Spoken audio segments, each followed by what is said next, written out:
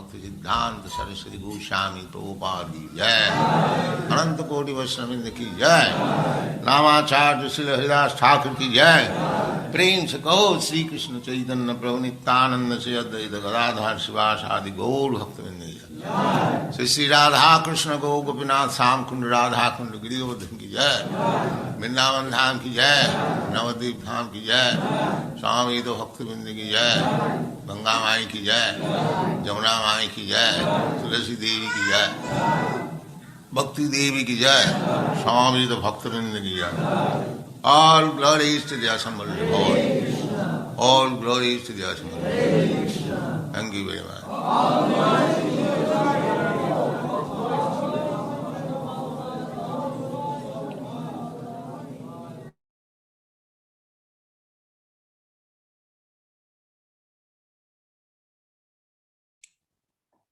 Hare Krishna, dear devotees. Welcome to Friday morning Srimad Bhagavatam class here at the Bhaktivedanta Manor with School of Bhakti Online.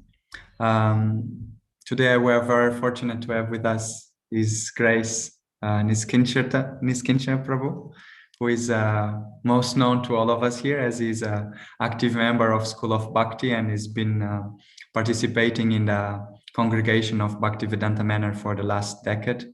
So he's giving a significant contribution to all of us and to many people's spiritual life. So we are happy to have him today with us, speaking Srimad Bhagavatam. So we leave up to you, Prabhu, now. And Hare Krishna. Hare Krishna. Thank you, Prabhu. So thank you for having me on giving a Srimad Bhagavatam class here. It's a bit strange doing it online. Best online Bhagavatam class. So I'll just getting used to it. So okay, I'll do the Mangalacharan prayers then, and then we'll go into the verse, yeah? Om Jnanatimirandasya Gananjana Shalakaya Chakshurum Militam Yena Tasmai Shri Guruve Namaha Sri Chaitanya Mano Bhishtam Stapitam Yena Bhutale Swayam Rupa Kadamayam Dadasti Swapadantikam Vandeham Shri Guru Shri Uta Padakamalam Shri Guru Vaishnavamscha Shri Rupam Sagajatam Sahagana Raghunatam Vitam Tam Sajivam Sadvaitam Savadutam Parijana Sahitam Krishna Chaitanya Devam Shri Radha Krishna Pada Sagana Lalita Shri Vishakam Vitamscha He Krishna Karuna Sindhu Dina Bandhu Jagatpate Gopesha Gopika Kanta Radha Kanta Namostute Tapta Kanchana Gaurangi Radhe Vrinda Vineshwari Vrishabhanu Sute Devi Pranamami Hari Priye Vanchakalpatarubhyascha Kripa Sindhu Byevacha Patitanam Pavanebhyo Vaishnanebhyo Namo Namaha Jai Sri Krishna Chaitanya Prabhu Nityananda Shri Advaita Gadadhar Shivasadi Gaura Bhakta Vrinda Hare Krishna Krishna Krishna Hare Hare Hare Rama Rama Rama Hare Hare Om Namo Bhagavate Vasudevaya Om Namo Bhagavate Vasudevaya Om Namo Bhagavate Vasudevaya. So, Hare Krishna, everyone. Today, we're going to be reading from the Srimad Bhagavatam, And we are looking at Canto 1, Chapter 18, verse, it's actually, the verse is right there, but it's actually, you've written there 15, it's actually 23, just so everyone knows, but the verse itself is right. So, yeah, just the number was wrong, that's all. Okay.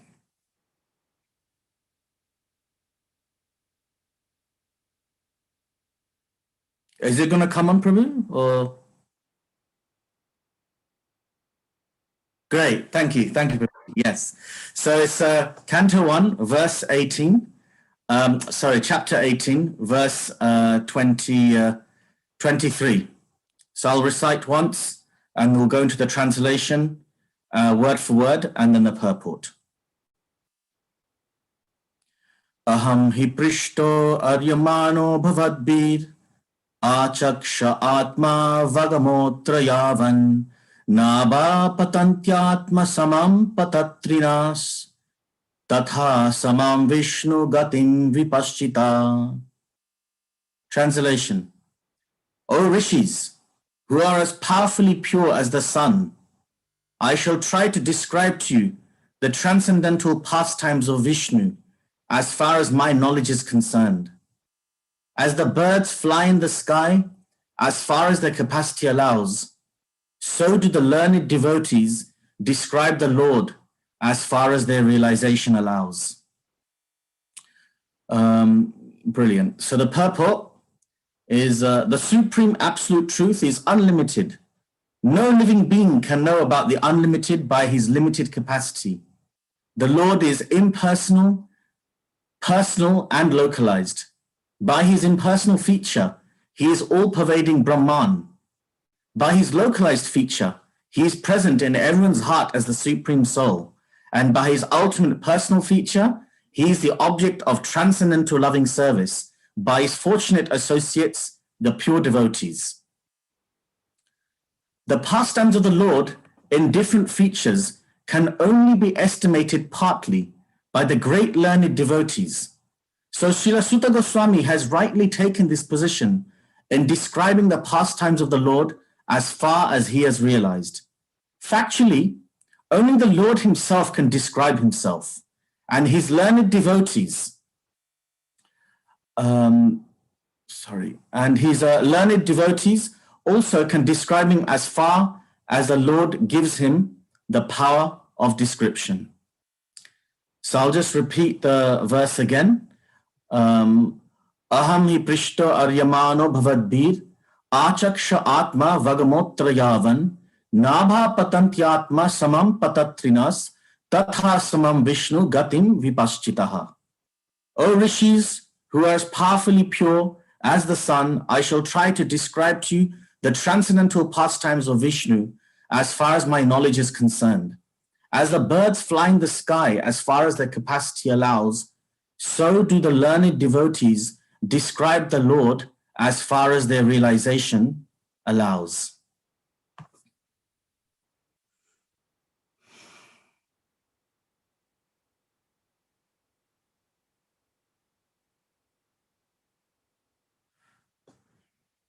Okay, Hare Krishna, everyone. So, very interesting verse, and obviously, it looks like at the moment, Sutta Goswami, he's actually really kind of setting the scene, shall we say, of what's about to transpire. So, Sutta Goswami is obviously there with the sages assembled at Naimisharanya, and he's glorifying Maharaj Parikshit, Sukadev Goswami, and then the Lord, and then each other, Sutta Goswami and the sages, they start glorifying each other. And whilst they're glorifying each other, the yajna is going on, and everyone is ready to find out the narrations of the unlimited of the Lord, as was spoken by Maharaj Parikshit.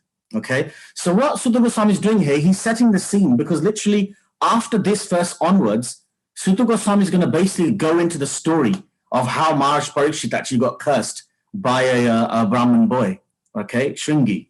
son of Shamika Rishi, right? So it's interesting because what he's doing, often, you know, when we give presentations, we put in certain disclaimers. We obviously put, you know, first, you know, acknowledge our limitations and just seeking prayers for what we're going to do. So same way, Sudha Goswami is doing the same thing here. Before he goes on, he's actually kind of like showing his utter like humility and actually showing his limitations of what he can and can't give in terms of the discourse that he's going to go on to now. And, you know, this discourse in one sense is like the apex moment of his life. You know, he'll be known forever in history as the person who gave the Bhagavatam to the sages of Naimisharanya, from where we are now learning it here. So there's a few things that are coming across in this verse. One is this understanding that we have limitations, not just we, but even great learned devotees have limitations in how far they can describe the Lord. Okay, and this has been coming across so much in the verse. Okay, the pastimes of the Lord can only be estimated partly by the great learned devotees. Okay, Sudha Goswami goes on to Prabhupada actually then says in the purport, Sudha Goswami actually says that he will describe the pastimes of the Lord as far as he has realized. Okay, and then he goes on to say the learned devotees can describe him as far as the Lord gives them the power of description. Okay, and you know, even when Sudha Goswami is speaking to the rishis, he's saying that, you know, there are different birds of different strengths and they're flying in the sky, and literally as you know, some birds will have more capacity to fly higher and fly further and others not so. So as far as I'm concerned, I'll describe the Lord's glories as far as my realization takes me. Okay, this is a very important thing here. So few things I'm going to look at is, what are the limitations that great learned devotees have in describing the unlimited? And if that's the case, if there are limitations, what allows us to go forward with our descriptions of the Lord? Like for learned devotees, if they're limited, what factor can allow them to break through the limitations? Maybe, possibly, okay? And then based on those limitations, how do great devotees try to describe the Lord, okay? With that in mind, then we look at how do we apply this in our modern day approach to scriptures, okay? So we're looking at limitations, what factor allows us to then go beyond our limitations and basically trying to delve into spiritual topics and understandings and descriptions, and how, with these limitations in place, what should be our approach in the modern day with scriptures? And another thing I want to also touch on is that if a great and learned devotee has limitations in describing spiritual topics, then what exactly is it that makes them great and learned? Okay, what exactly is it that makes them great learned? Okay, so let's look at the limitations first. I remember this actually earlier this week, Taruna Prabhu, he was giving a class, I believe it was on, not yesterday was Ravitanandan Prabhu, then it was Prajana Prabhu, the day before, I think it was Tuesday, yeah. Tuesday, Taruna Prabhu was giving a class and he mentioned how the Lord is unlimited. Okay, so like, and he gave the example of the Lord makes a boulder that he can't move and then he moves it, right? So this actually demonstrates the Lord's ever expanding potency. So there, you already got a limitation there, that how can we, with our limited intelligence and understanding, describe something that completely confounds logic and rationality? Like he creates something that has a function, then he goes against it, because that's something the Lord can do, we can't. Okay, and then of course these unlimited glories, how can we even describe it? There's a nice verse in the Garga Samhita in Canto 1, Chapter 5, verse 38, where Narad Muni is actually describing to King Bahulashwa about the Lord's appearances and his features. And there's a beautiful verse where he says, Roma matram tano jiva bhavantitam yada nitpa tadapi Shri Haresh tasya varanyate na guno mahan. King, if I had as many tongues as there are hairs on my body, I could still not properly describe Sri Hari's great and glorious qualities. Okay, so this is Narad Muni, one of the most powerful devotees in our lineage, in Vedic culture, and he himself would describe, saying that I can't describe actually the Lord in his entirety. And this is also echoed by Ananta Shesh, right? You know, we know the whole example of Ananta Shesh, where he's got unlimited mouths and he's constantly reciting glories of Krishna or Vishnu, but still he's still not fulfilling the full entirety of how much he can actually give in terms of his descriptions. Okay, and actually it goes on even further. In the Bhagavatam, in the 10th canto, chapter 87, verse 1, Parikshit Maharaj himself, who Sutta Goswami will be talking about very soon now, right? Parikshit Maharaj actually says, the verse is, Shri Parikshit Uvacha, Brahman Nirdeshe, Nirgune Gunavrittaya, Katham Charinti Shrutaya, Shakshat Sad Asata Pare. So Parikshit Maharaj actually saying, oh Brahmana, how can, so this Brahmana meaning obviously towards Sukadeva Goswami, he's saying, how can the Vedas directly describe the supreme absolute truth who can't be described in words? Okay, because the Vedas are limited to describing qualities of material nature. This is a very important thing to understand. The Vedas are actually obviously helping us in this material world. So they're describing things within material nature. But the supreme is above these things. The supreme is beyond material qualities. It's transcendental of all these material manifestations and their causes. How can the Vedas then describe this stuff? So Parikshit Maharaj is expressing doubt as to how the Vedas can talk about it, and even goes into the aspect that there are even different types of vritti, different types of ways of description, sabda vritti, right? And he says that if you look at any types of ways of describing, whether it's through literal, through analogy, like they have these Sanskrit terms like ruddha mukhya vritti and sabda vritti, and whether you describe literally or analogically, there is no way that you can actually describe the Lord. It doesn't make sense because the absolute is anirdesh, which means that it cannot be described by material parameters. Okay, and so then Sukadeva Goswami in reply says, you're right. The Supreme Lord, he can't be described, but the Supreme Lord has given us our intelligence, our senses, our mind, our air, right? So that we can actually indulge in sense gratifications with the idea that after birth of sense gratification, engaging in fruitive activities, we become a bit more elevated and more elevated. And ultimately we get to the stage where we attain this desire to actually have bhakti for Krishna. And then basically we can start to use our material senses to describe the Lord. So in the Garga Samhita, it said that mundane language cannot describe the Lord. Okay, mundane language can, which is weird because we are talking in mundane language, right?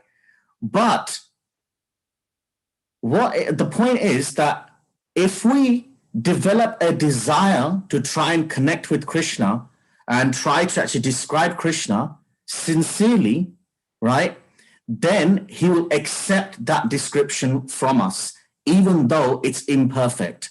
Okay, so he will agree to accept the glorification, right, by the kind of spiritual expressions, the transcendent expressions of his loving devotees. And in the Garga Samhita, it gives the example in the purport, just like, when you got like an important man, and he relishes the address of a baby, the baby goes like da, da, da, goo, goo, goo, all that kind of stuff, baby talk, right? The father, he may be an important man, but he relishes that description from the baby, that talk from the baby. He won't relish it from anyone else. If someone else comes up to the big boss and starts talking to him baby talk, he'd be like, what are you doing? Why are you talking to me like that? But because it's from the baby and he knows that the baby is reciprocating in a mood of love, even though the baby cannot convey what the baby's trying to say, but because the mood is there, then the father accepts it. Okay, similar, another analogy that I thought of as well is that, when you got like a little kid and they draw like a cute little Mother's Day kind of like painting for their mum, and imagine it's a 5-year-old kid and they're just using some crayons and they're just like writing like, it's like, it's not like a Picasso masterpiece, it's going to be like a circle with a stick figure and some, scratchings on top with a crayon, and Happy Mother's Day, and it'd be like happy spelled HAPI or something like that. But the point is that the mother will love it so much, and the mother will put it on the fridge with a magnet for the rest of the year until the next Mother's Day comes. Why? Because the mother is appreciating the endeavor, what that kid's doing. Okay? So if we endeavor for trying to connecting with Krishna, then Krishna will accept whatever expressions we give to him. Okay? But not from anyone. It has to be for someone who's basically getting more and more devotional in his approach. And actually, in which case, if it's coming from a devotee, then descriptions are fine. In fact, one of the words used to describe the Lord is Uttama Sloka, means that he's described with expert poetry. Okay? And in fact, this is the whole purpose, for us to endeavor to try and connect with the Lord. Yesterday's class, Revati Nandan probably mentioned this quote from the Brihannaradaya Purana, that about the fact that if you're not using this human life for self-realization, then it makes you a miser. Okay? So, couple of things we've touched on. So we've looked at the limitations we have, okay, about why it's impossible for us to describe the Lord properly. But now let's look at the factors that allow us to describe the Lord. What are the two factors? So, two things, and these obviously, I'm sure a lot of us have heard of this because this is from the Damodarashtakam Leela, the Damodar Leela, is endeavor and mercy. Okay, two things. We endeavor, and in return, we get mercy that helps us to describe the Lord more effectively. Okay, because without that, we cannot describe the Lord. We cannot have that deep realizations. We have, especially, I mean, what to speak of great learned devotees. For us, as just like, I speak for myself here, laymen, we are also, burdened with the four defects, right? We commit mistakes, we fall into illusion, we have a tendency to cheat, we got imperfect senses, right? So everything is basically going against us to make us unreliable in terms of describing the Lord, okay? So therefore, one thing is that we endeavor, but we have to understand that we're depending on Krishna's mercy. Okay, in the Sudha Bhakti Chintamani by Shiva Marj, he mentions actually, the notion of mercy, it's there always in our spiritual path, but it really actually hits us when you get above the stage of Nishta. So when you get to the stage of Nishta, when the anarthas are coming out, anarthas also basically, these anarthas, they delude us in thinking that we're still independent, that we're actually still somewhat in control of what we're doing and what we're not doing, right? But when you actually get to Nishta, when the anarthas are starting to really come out and you're really starting to get purified, right? Then you realize how dependent you really are, okay?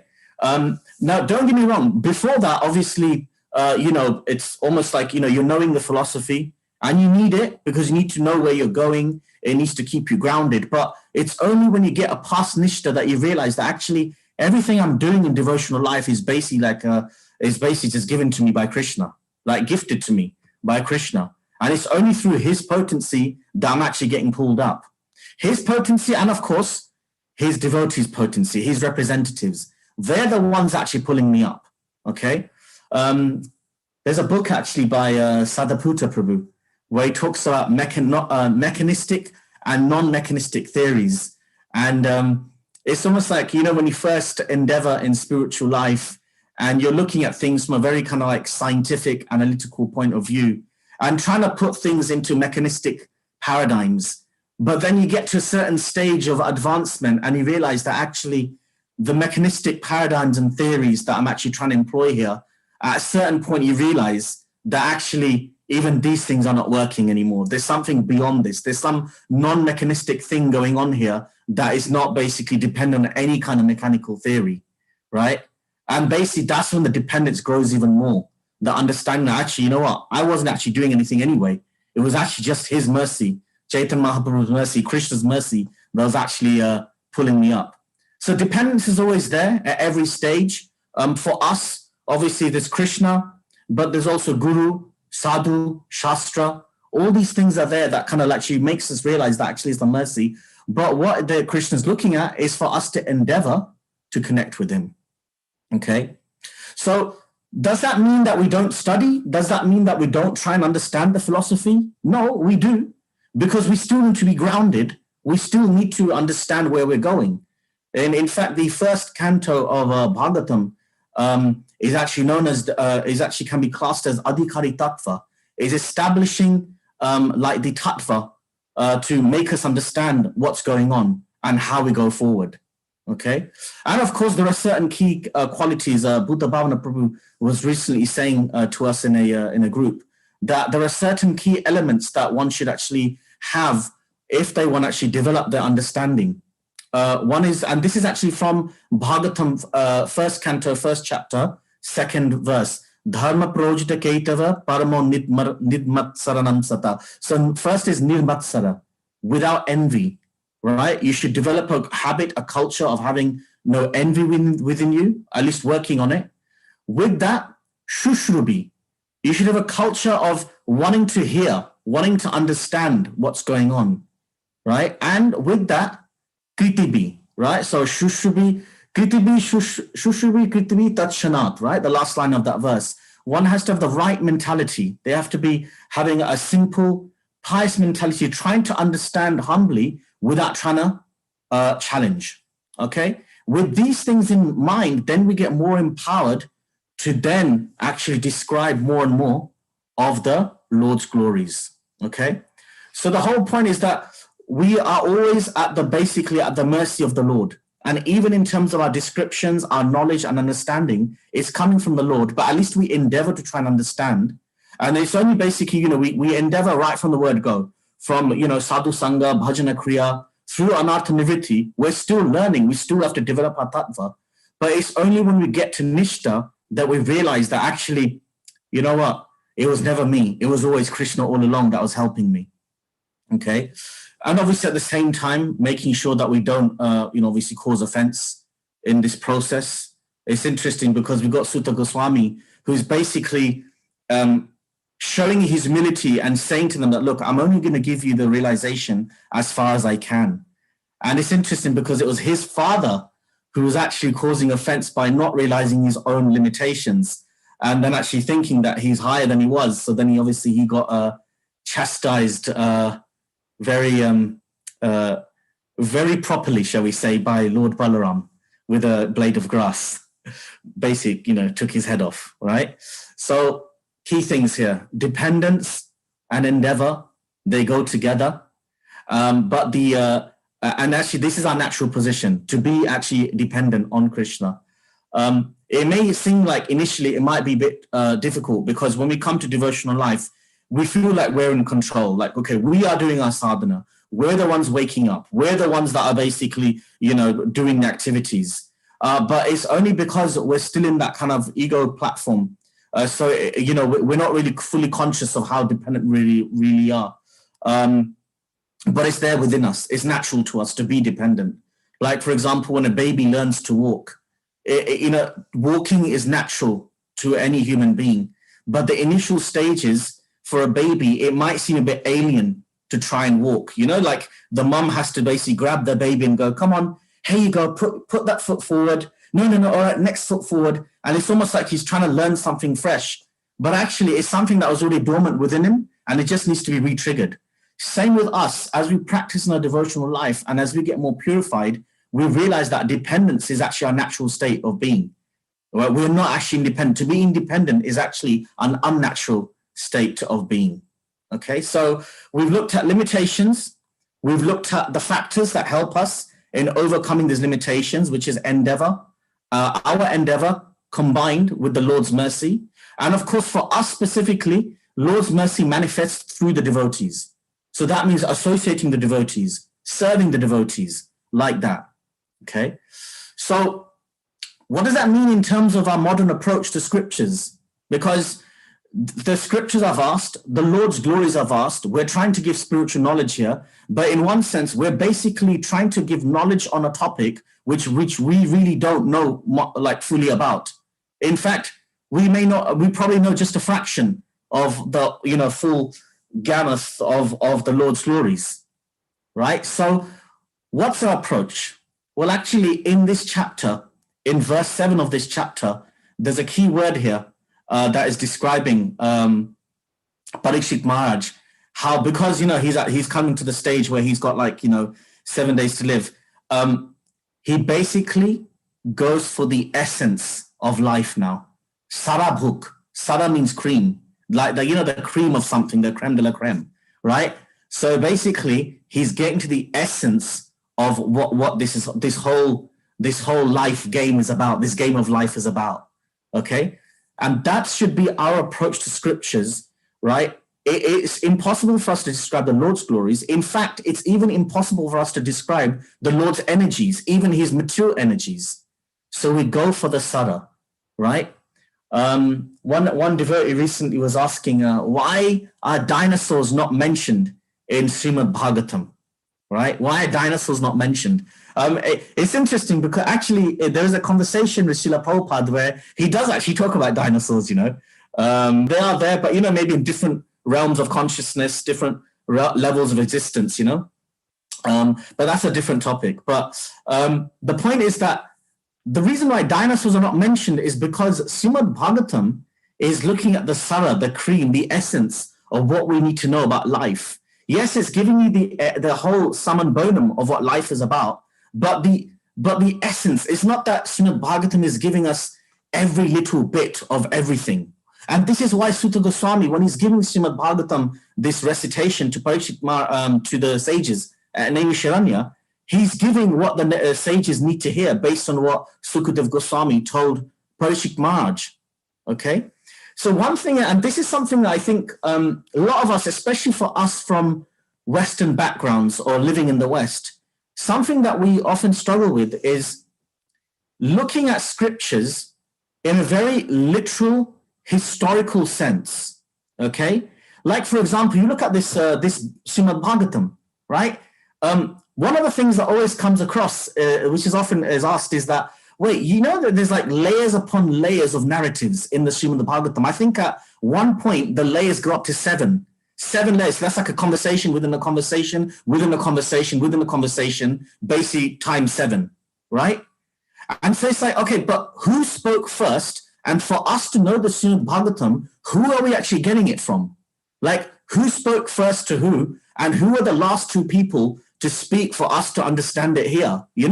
There's all this kind of going back and forth as to who spoke at what, getting the datings right and things like that. And don't get me wrong, I'm not saying that we should not try to, get as much of a structure on these scriptures from a kind of historical dating perspective. If we can, why not?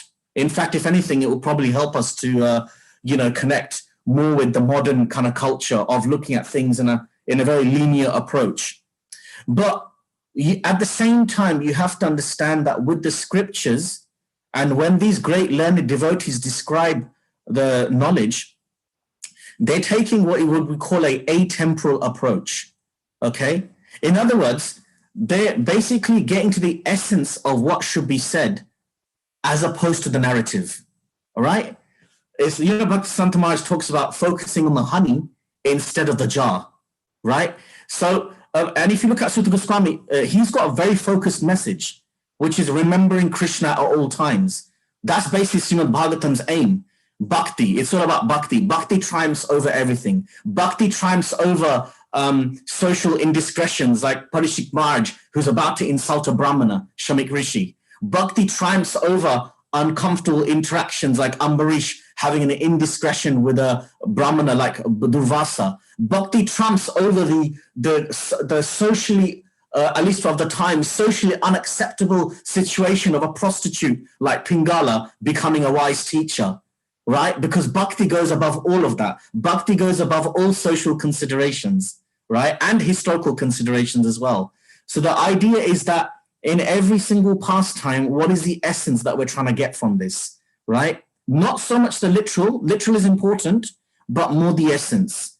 And this is something that is basically we were having a seminar with Radhika Ramprabhu, and he's talking about history and the comparison between the Vedic way of looking at history and the kind of like the Western way, which is kind of based on kind of Christian traditions and things, where, in the Western sense, history is going in a line, okay? history is going in a line from start to finish. And especially if you're looking at it from a Christian perspective, the Lord makes his will known through history. History is a tool in the hands of God. Okay, history is one directional. Whereas in the Vedic tradition, history is cyclical. So in one sense, and I mean this in a respectful way, it's not going anywhere. It's basically just going round and round and round. History in itself is not purposeful from a Vedantic perspective. Okay, it's just going around in circles. And basically, if you look at the Vedantic perspective, God, basically Krishna, he's dipping into history as an avatar now and again, right? Here, here, here. And he's adjusting things, helping people out. But the overall force of history is just going around. And basically Krishna's coming in here and there. And basically it's those bits where Krishna is coming, dipping in and out of history, right? That is basically what is for us, the important things in the Bhagavatam for these great and learned devotees. Not that the entirety of history is a grand tool, okay? So it's a bit of a slight change in perspective. And this is something that we can see that is, that's why you find that there are sometimes contradictions in the Bhagavatam on the pastimes, like in some pastimes, you will have the same pastime and different versions of it because they're happening at different times. Like in one example, Krishna doesn't marry his gopis. They are not part of his 16,108 wives. He simply marries them in spirit. But in other version of the same pastime, he marries them. How do we understand that? Right? And we know the classic one, Varaha Avatar. Sometimes it comes in a red form, sometimes in a white form, right? At one point, Jiva Goswami, he also talks about this, that Bhagavatam is existing in various planets, right? Simultaneously.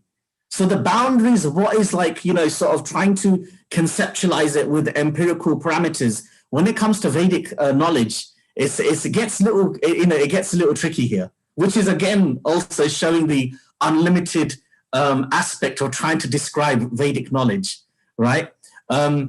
Which is why, again, same thing which we're emphasizing here, is that it's all about the sada. It's all about being a sada book, getting the essence. There was once a conversation between Srila Prabhupada and his disciples regarding printing and editing of his books. And there was a great devotee, disciple of Prabhupada, I'm sure a lot of you have known him, legendary devotee, called Yashodanandan Prabhu, right? And he was very much involved in the book development of Prabhupada.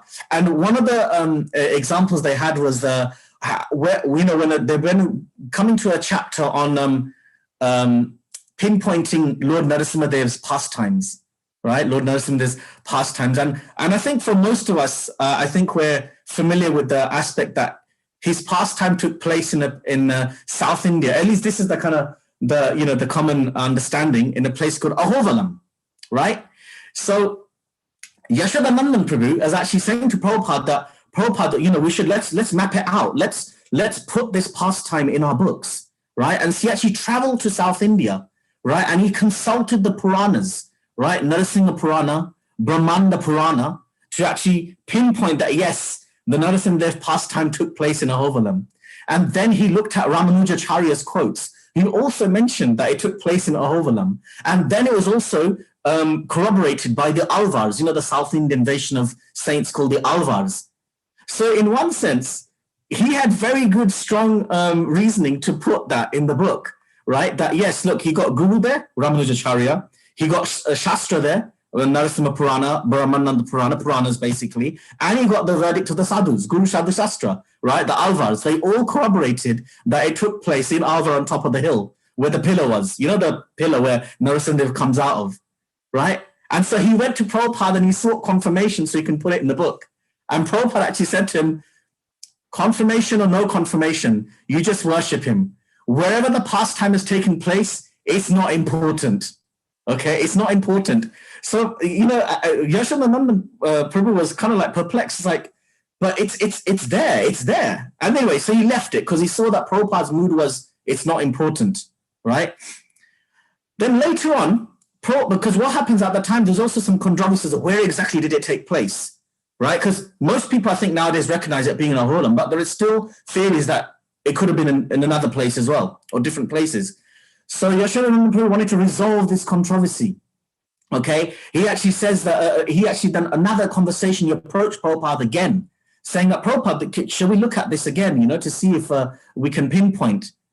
And Prabhupada said to him, look, as soon as there is controversy, avoid it. Narasimhadev is everywhere. That's it. Okay, and you know, Yashodanand Prabhu, I think he pushed Prabhupada a couple more times, and every single time Prabhupada refused to entertain this question of where the pastime took place. And he actually said to Yashodanand Prabhu that it's not important. What is important? Curing the person or finding out where it's coming from, where the disease is coming from. Okay, so it's interesting that Prabhupada was, you know, like, even though, like, you know, it would have been, at least from an external viewpoint, especially from when you're looking to give Krishna consciousness in a wider, you know, strata of society beyond like Vedic communities in India or something, you know, it may think that, okay, it's good to map things out. But Prabhupada was like, no, stick with the essence, especially when there's controversy there or difference of opinion, give the essence every single time, especially when we're not always fully sure as to what's going on. Okay. So, and it's, again, you can see the difference between the Western concept, where the Western concept of history is to try and literally map things out, you know, which is why, you know, when Mahaprabhu told his Goswami disciples to, find out the places in Vrindavan, they found out the places through their divine revelation. But since then, it's not that, you know, bhaktas have gone out to do like massive archaeological excavations to try and, you know, dig up the remains where the pastimes took place. Like, we just know that those are where the pastimes took place, and we go there for pilgrimage and things, because the essence is this helping me in my bhakti, right? And this is basically what Sutta Goswami's going to basically share with the sages here. He's giving them a very bhakti-centered discourse. Okay. Now, saying that, however, we may still use the kind of the Western modern concept of trying to map out, spiritual knowledge with empirical measurements. Firstly, if it's a dead cert that we can do it, right? And it's basically, we have to do it consciously when we know when to use what. For example, Prabhupada did put down directions to places in the purports to the CC. Like, you know, you turn this way, take a right, past this station, and go there, and you find that place there. You find the house of this acharya or something, right? So, and he did it with that mood of, okay, if this is going to help people to have some empirical validity of what they're trying to understand, then fine. But it does not take away from the main understanding is what's the sada that we're trying to get to here. Okay, so this is it's important to know this. So when we're looking at Vedic pastimes, especially when new people come to Krishna consciousness, they may struggle with the narratives, right? When we read Bhagavatam, at some point we forget what's happening where, right? Or we see contradictions in the pastimes that, wait, hang on, this happened here. I remember once reading, like, you know, Hiranyakashipu was based in South India, or another time I heard that it was based in a place called Multan, which is in like Pakistan now, right? And then at the same time, he was also, like, you know, conquering the whole universe. And I was thinking, wait, wouldn't he have like a base like in another planet or something, you know, where he's running the whole universe? So it's like, but the point is that, yeah, we can try to figure it out. But remember, these things happened so long ago and they're so vast in their scope. How are we going to really try and literally map it out? That at least we get the sada, the cream of what is trying to be said here. Okay, so with that in mind, I'll finish off on the last point is, so if the great learned devotees like Sutta Goswami are themselves, like in this verse, showing that I'm limited in what I can give you, nonetheless, I'll do my best. That's basically what he's saying, right? So what makes someone great and learned? You don't know fully the topic you're talking about, right? Like, not fully, which is fair enough, because even in modern day discipline, it's not that experts know fully their topics. So what makes you great as a devotee? What makes you learned, right? So we've established one thing is that a great learned devotee, they always like the Sala book, like Parishik Maharaj, Sukadeva Goswami, Sutta Goswami, okay?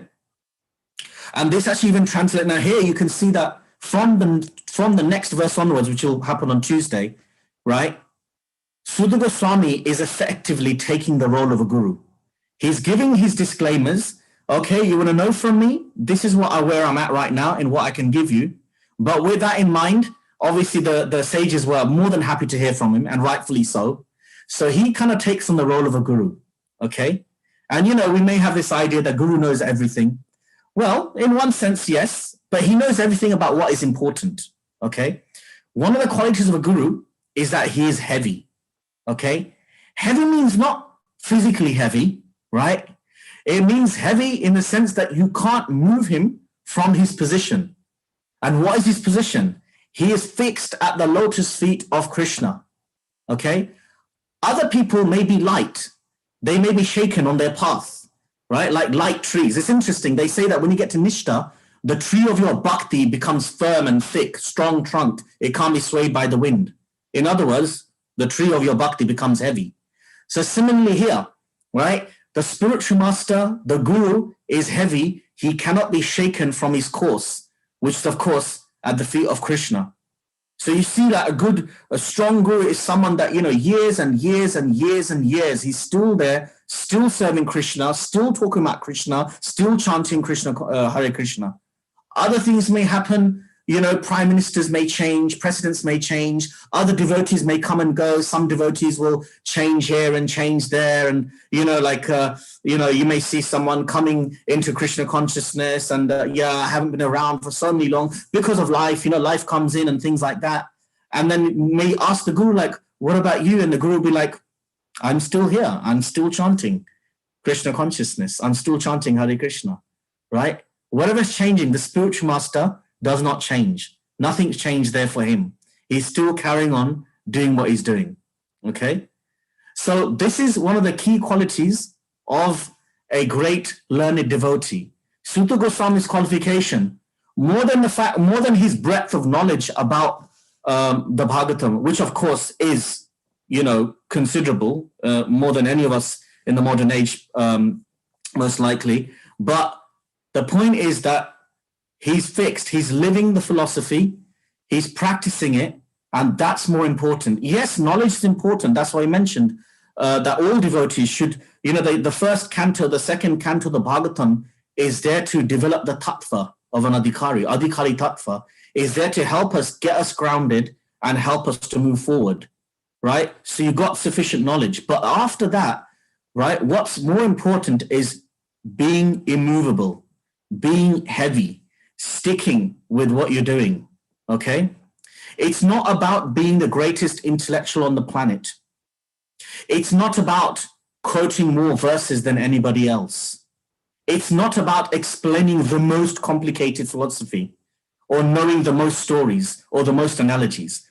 All these things are there. And remember, two qualities, endeavor and mercy. If you endeavor and knowing that Krishna is giving the mercy, Krishna will also give you the mercy to know what to say when, as he did with Sutta Goswami. Okay, so with that mind, with that mindset, Sutta Goswami then proceeded to start with his story on how Parikshit Maharaj got cursed by a Brahmana boy, and I'll finish off, and I'm happy to take questions if there are any. I'll finish off with this verse from the Brahma Samhita 533, very famous verse. Advaitam achutam anadim anantarupam adhya purana purusham navayovanam cha vedeshu dullabham adullabham atma bhakto govindam adi purusham tamaham bhajami. I worship Govinda, the primeval Lord, who is inaccessible to the Vedas. Interesting there. He's inaccessible to the Vedas. So, in the Sanskrit, it says there, Vedeshu dullabham adullabham atma bhakto. Dullabham adullabha. So in other words, a Vedic scholar may be very close to the Lord in terms of intellectual understanding, but at the same time, very far. Yeah, very close, but very far. Okay, but so he's inaccessible to the Vedas, but obtainable by pure, unalloyed devotion of the soul.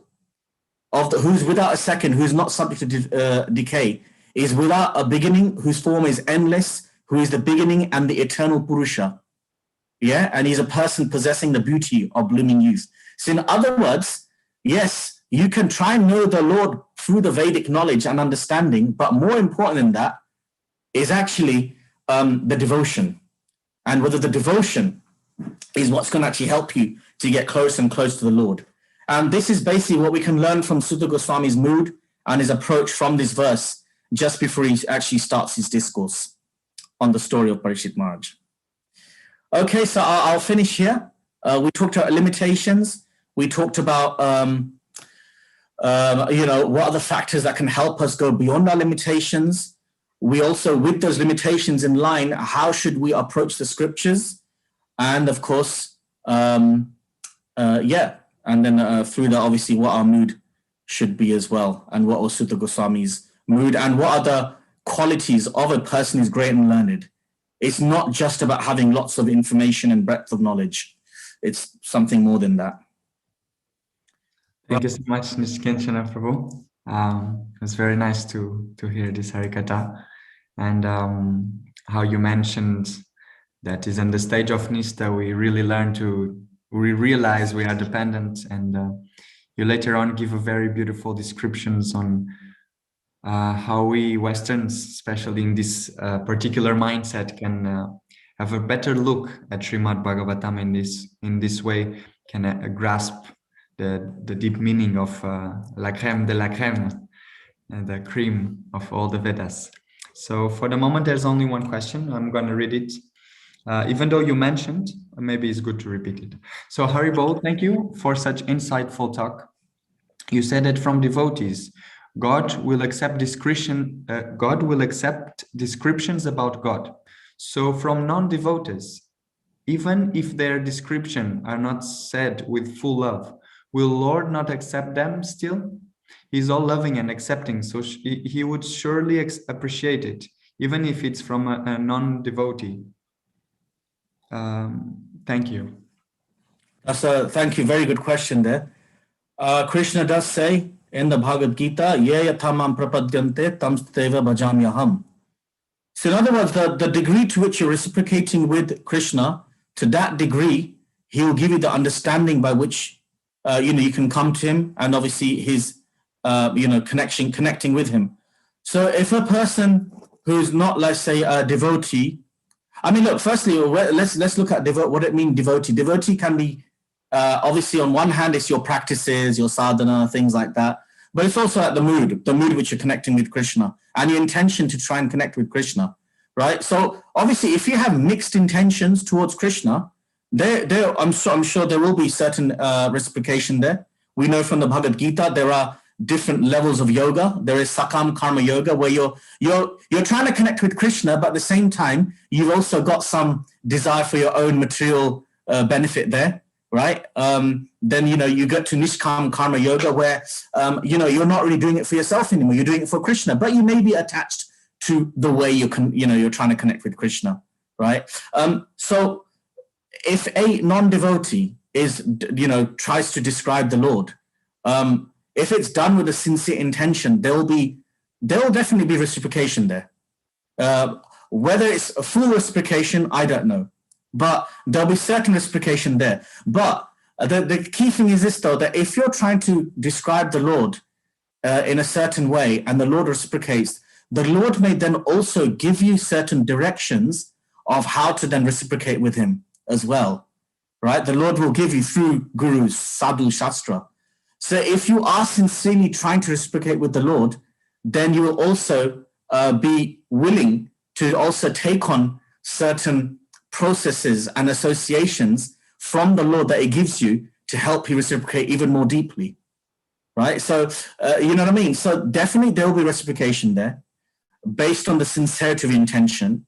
But also if you are sincere in intention, then at a certain point, the Lord may also then give you an opportunity to tap into a certain process to help you proceed further. At that point, if you then say to the Lord that, no, I'm going to do it my own way. I'm not going to go into following this process or whatever. I'm going to reciprocate with you the way I want. It's fine, but then is that full, what's the word? Full reciprocation, openness to be reciprocating with the way the Lord wants you to. Thank you. So I would ask one more question. You said at the end, when you're mentioning that it's not about how many stories or verses we know, but that the Lord will let us know what to say and when to say it. So what's the substance of this? What is the mechanism, again, in this Western mind, in which is this coming from? How does it work, and how can we step into that state of like it's kind of a spontaneous, or I don't know how it works. And it will become spontaneous as you advance. Again, you know, we look at the 9 stages of devotional service. Now, the initial stages, when you're doing bhajana kriya and you're doing your sadhana, right? You're doing your sadhana bhakti. So for us, we follow the process, right? We follow a certain process of studying, you know, sadhana, seva, sangha, all these things. We keep that formula, if you want to call it that, right? We keep that going. But internally, we understand that, okay, I'm doing this, but ultimately I know that it's not that I'm doing this and therefore I'm learning stuff. I'm doing this, and I know that by doing this, I'm endeavoring to connect with Krishna, and then Krishna will then help me to develop what I need to get from this process. So again, it comes back to both things, isn't it? Endeavor and mercy. Mercy is an internal mood that we have to have, right? And the endeavor is external actions that we still have to do, right? So for example, us, like, you know, let's say verses and stories. Yeah, we learn stories. Why not? We should learn stories and scriptures and shastras and things like that. We may not even remember. Here's another thing, right? You know, sometimes when you're studying and you've got like all these, you know, you're learning pastimes after pastimes, right? Bhagavatam class, and then, you know, in your case, probably doing your Monday morning brahmachari class or something, you know, after breakfast, and learning the sloka and things like that, right? But the point is that you're learning, you may not remember everything at the same time. I remember when I first came to the ashram, and I used to get worried that, you know, I'm taking all these notes, but when I'm learning new slokas, I'm forgetting my older slokas, right? Or I'm learning this stuff, but I'm forgetting what I learned, like, you know, in the beginning. And, you know, it's like, how am I fitting it all in my head, right? But then you realize, no. You just keep learning, do the process. What happens is, as you then, let's say you start to share that Krishna consciousness with others, someone asks you a question, and then suddenly you just remember like a story that comes to your head, which, oh yeah, I didn't remember that story for a long time. That just suddenly came to my head because it's relevant for the question. So it's almost like you have to kind of let go then and let Krishna come in and basically, you know, like, you know, just inspire to give out the knowledge, what you've been learning. That's all there in your mental repository, you know. So so that's where the mercy comes in. That's when the surrender to Krishna's mercy comes in. Endeavor is we do actively try and know as much as we can about this person called Krishna. And the mercy comes in that, as I know, I leave it with you how you want to then use me as an instrument in your plans. Thank you very much. Another question came from Arika. How do we see the mercy of the Lord when we see a leadership fall down and when their unfortunate diplomatic character is revealed to us through Krishna's arrangement? How do we overlook such intelligence that Krishna gives us to see that truth? Why does reveal such knowledge to us? Is it going to hurt us and confuse us? Okay, so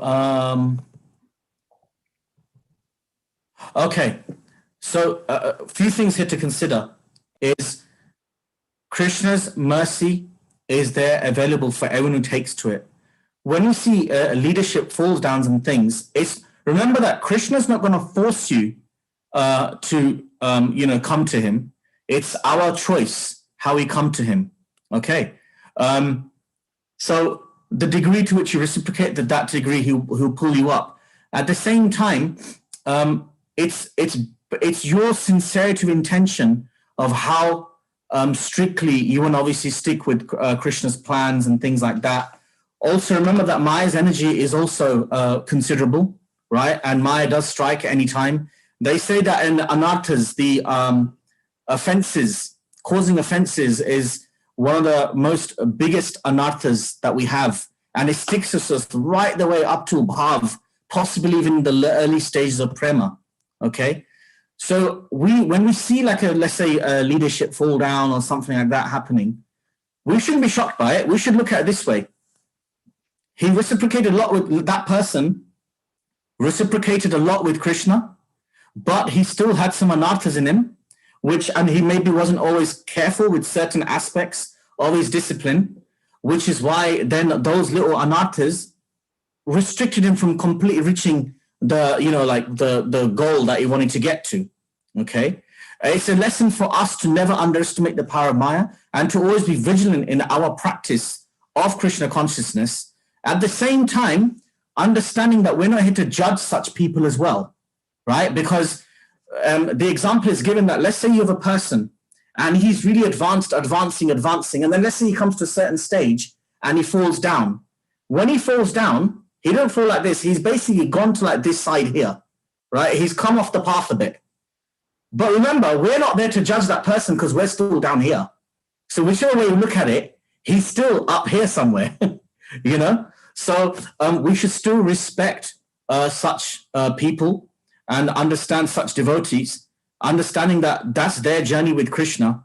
And, if they fell down, but they still attained a high level of advancement, when they get back onto Krishna consciousness, they'll rapidly come up to where they left off. Example, I'll give an example here. You have Bharat Maharaj, right? Bharat Maharaj was an amazing devotee, as we all know. He got to the bhava level of bhakti. And then after that stage, he, we know the pastime, he obviously got attached to a deer and, fell down. Now, of course, for him to fall down, that doesn't mean that he fell down and we should just reject him, because then he came back again, right? And then he came back as a deer, and then he had all his memory of himself as a bhakta, and then he came back again as Jad Bharat, and he finished his goal. So he rapidly basically progressed from where he went from. Neha bikrama nasosti pratyavayana vidyate, right? There is no loss or diminution in what a person's bhakti. At the same time, in the Bhagavatam, it also mentions that one of the reasons he fell down was because of lack of association, not so much the affection for the deer, but lack of association. So therefore, as we mentioned, one of the key things that we need when we're progressing in our bhakti is association, serving and associating with the devotees, particularly pure devotees or at least very advanced devotees. Okay, so any aspect of your practice that, let's say, gets neglected for whatever reason, then that can also be like a little trip that, that will temporarily restrict you from attaining the top. So when we see these fall downs, we should see them in that perspective that, okay, he practiced, he's got great progress in his advancement, but maybe there was some negligence in some area where he's temporarily tripped up.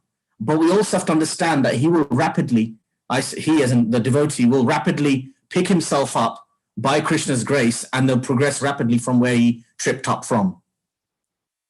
So it's nothing for us to be confused by or hurt by.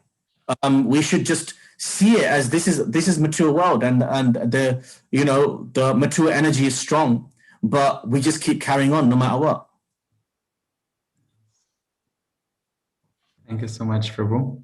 So time is coming to an end, and we must continue on with our day of service. So I would just request all the devotees who are present here to unmute themselves and to give 3 big loud Haribals for Niskinchana Prabhu before we go on with our day. Niskinchana Prabhu ki jai!